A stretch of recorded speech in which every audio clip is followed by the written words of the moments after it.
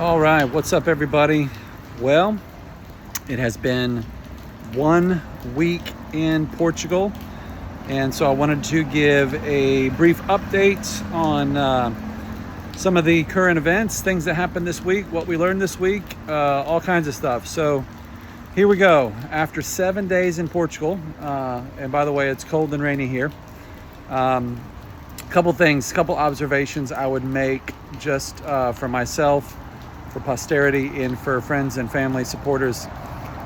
One is this: the faithfulness of God, very, very evident to get us to where we are here in Portugal, to get us to this day. God's kindness towards us, very, very evident. God's favor on our family in the last 3 to 6 months. God's favor on our church. God's favor over our lives. Very evident as we got here and just sort of had the opportunity to not only enjoy a few days, but even take inventory and think about the whirlwind of the last 3 months that we're in the United States, particularly in Melbourne at our church, and God's faithfulness throughout the whole process. So that's been really, really evident this week. God's favor on our family, particularly. Number two, second observation I would make is just after 1 week in Portugal is this. Number one, it's good to be with family again. It's good to see loved ones that we haven't seen in a few years for my wife, and many, many years for me. That was good. Probably 6 years since I had seen my wife's family, since 2018 and a trip to England. So that's been good. God has certainly confirmed this week. I think for us, there was one day when we were talking, and I sort of tongue-in-cheek asked my wife if she needed any more confirmation whether we made the right decision to move back to Portugal now. So not only the opportunity to be back, but the need to be here, both on a personal level with family and situations here, and also on a spiritual level with the needs in Portugal. It's been very, very evident that now was a good time, a good season. Not only were the doors open, but God has confirmed that in many ways. And so we're grateful for that. That's always a comfort to see things like that. And so we're super content to be able to rest in that as well, because there have been challenges and hiccups, as you can imagine. I got really nervous, I think the day before we left, when someone at church said, "Hey man, have you had any time to think about all the things that could go wrong in the next 24 hours? And it's one of those things where you're like, yes, I have thought about that. It's always in the back of my mind whenever you travel. But, then there's the sort of the human superstitious sides, like, don't speak that into existence, right? Just think about the good things. So our trip was great. No issues with luggage, no issues with airports, no issues with flights. Everything went really, really well. Minor hiccup in getting our rental car in Lisbon. Outside of that, it was a really good day to get here. Reminding us of the many, many things we love about Portugal, particularly the people, family and friends. Also, we love the food. That's never a bad thing when you get to enjoy those things as well. But it's also been very, very clear that we are not in Kansas anymore, Toto. So if you don't understand that reference, just Google it. We are no longer in Kansas. It is not the United States. It's not the culture we're used to. It's not the culture that we've been in for the last 18 years, but it is very much the culture that we left in Portugal when we came back in 2006. And so that was very, very evident. And that's going to be a little bit more of a struggle and a learning curve and adapting for the girls, more so than us, because all of this is new to them. But that's all just part of the process. Part of the process, whether you're moving, if you move to a new city in the United States, new state, new culture, new neighborhood, new people, that's always going to be part of the process. That only gets magnified when you move internationally. So we've seen that, experienced that, but all in all, things have been very, very good. A couple updates, Portugal updates, for those that are just really curious to know what's going on. We had our first day, which was a day to just rest and recover after 24 hours of travel. It was a good day to spend with friends. We were able to navigate that and schedule a night in a town that we love, where my wife and I met, and spend some time with family, friends, and some former ministry colleagues, and see them and talk to them, and just get a little bit of intelligence and layout of the land. Just learning some things, asking a lot of questions, and listening. So that was really, really good. Then we spent a few days with family. We drove up north the next morning, about 5 hours. Drove up north through the mountains, into the cold. Finally got to my mother and father-in-law's house late. and got to see their house, which is not finished. It's under construction, under renovation. It's several hundred years old. You heard that right. It's several hundred years old.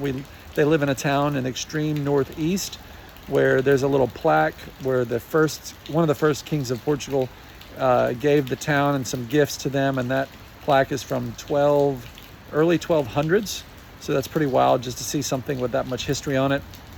So we spent a few days with them in the north, in their little town, their little village where they live, before coming and spending a couple days in Porto, which is the second largest city in Portugal, a couple million people. And with big city life comes big city headaches, and just sort of a comical but frustrating day last Thursday.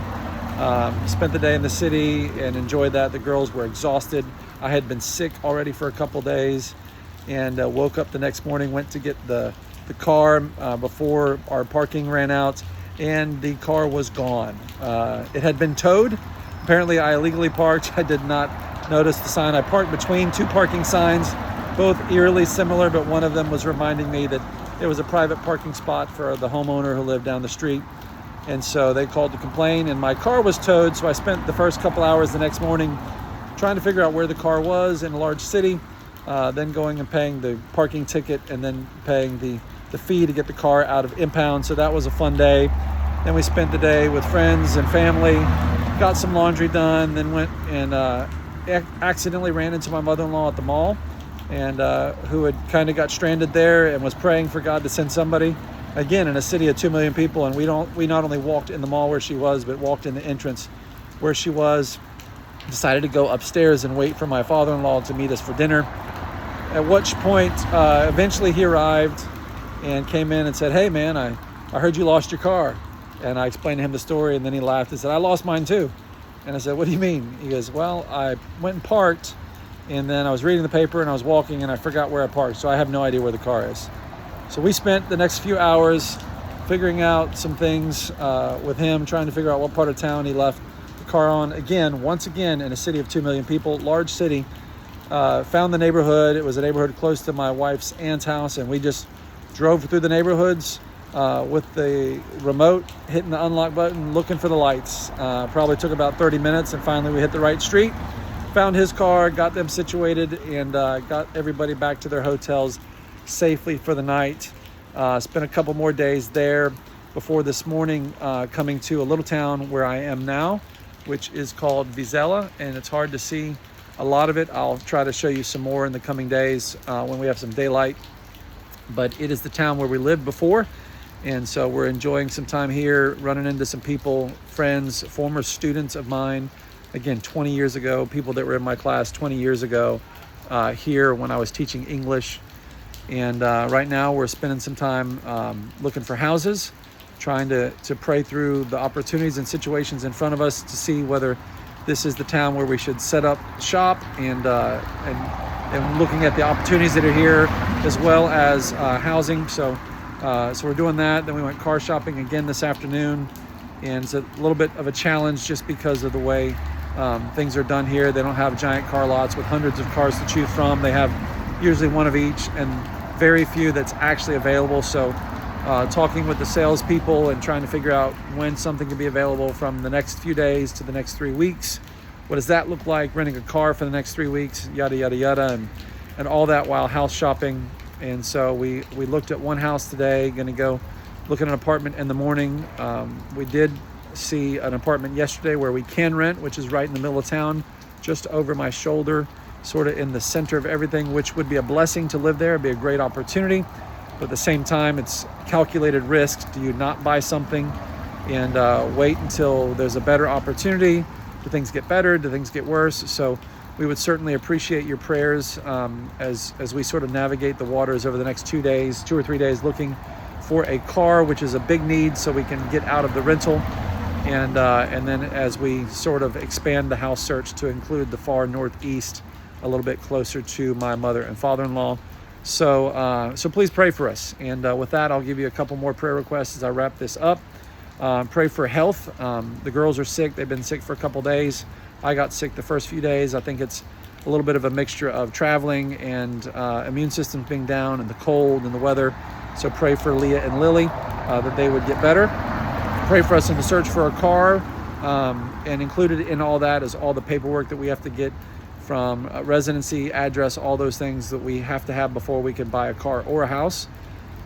So pray for us as we do that, getting paperwork in the next couple days. And then as we look at houses, look for houses and sort of bounce around between cities here in the north and northeast, just pray with us and alongside us that the Lord would open the right doors, make it evident not only the town where we should be setting up as our home base, but also the particular home that we either have an opportunity to buy, which is what we want to do, or whether we need to rent something.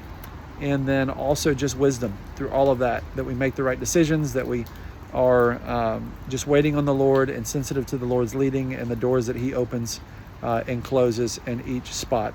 So we appreciate your prayers. That is the first week update. Again, as we get set up and find a home and all those things, I'll be able to create more content, make more content, and help you guys know what's going on. Again, figuring out and seeing what it looks like and what it's like to be a missionary in Portugal, all the ups and downs and all the good and the bad, the beautiful and the wonderful, and the struggles as well. And so we appreciate your prayers. As always, we would love for you to partner with us. You can do that by going to our website, thegospel.biz. You can just click on give. We love you and appreciate your prayers and support. We look forward to staying in contact with you. So please stay tuned for more, and please stay in touch. All of that information you can find on our website at thegospel.biz, thegospel.biz. I look forward to the next update and keeping you guys in the loop and staying in touch. Until then, Lord bless you. God's faithful. Keep trusting him, and a day at a time, step at a time. See you soon.